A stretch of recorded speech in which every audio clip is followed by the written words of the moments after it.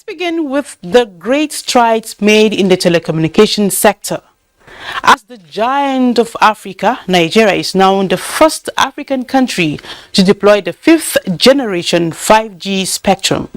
A network is faster, safer, and has potential for job creation. This is one among many achievements recorded by the federal government through the Ministry of Communications and Digital Economy on the road to transforming the nation's digital space to improve the economy.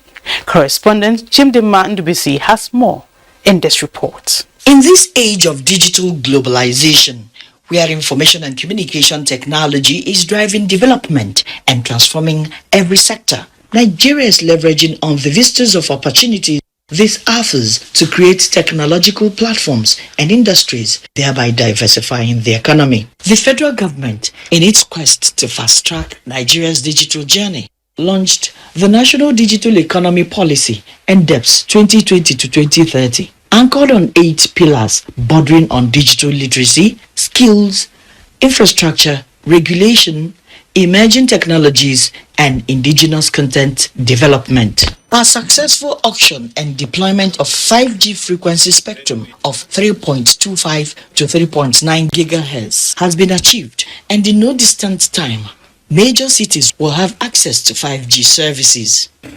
Because of 5G deployment and this, recently a successful surgery of Parkinson was conducted between the surgeon and the patient.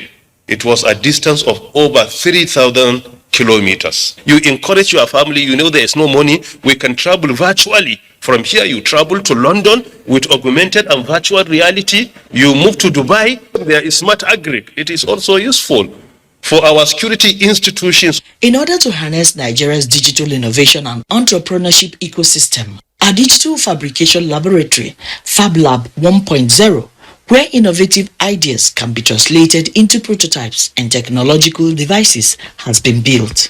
It is situated at the National Center for Artificial Intelligence and Robotics. With centers such as this, innovators like Abdul Malik will no longer have to send their designs to China for prototype fabrication. This Fab Lab has been a game changer. After a few weeks, right, you should expect to see a prototype in form of a lens that can be used to take the picture of the eye, which will be printed using the 3D printers. You can fabricate anything you can think of, drawn with cameras and other intelligence equipment, mobile robotics that you can use to enhance and improve our security situation. All the furniture here, they are fabricated in this lab. There are also plans to replicate this in innovation labs nationwide. Equally, the National Digital Innovation and Entrepreneurship Center, a hub that will serve as a one-stop shop where young innovators, entrepreneurs, and startups will acquire cutting-edge technological skills, is underway. Other gain in the period under review is the registration of more than 77 million Nigerians at home and 118,529 in the diaspora under the NINSIM policy. This has helped in building Citizens Database, a system that will be handy for security operatives. The partnership between Nigerian government and tech giants is blossoming. Microsoft is increasing the number of its software developers in Nigeria to 300 and trained the trainers to 1,700, including establishment of the African Development Center.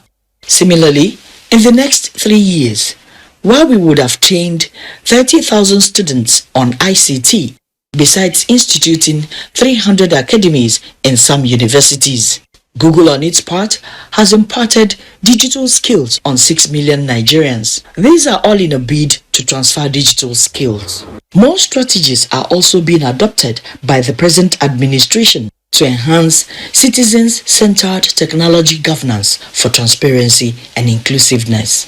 For one, the creation of Nigeria Data Protection Regulation Bureau, approval of the Presidential Council for Digital Economy and E-Government, the Nigeria Startup Bill, and the accessibility of government services online are all steps in this direction.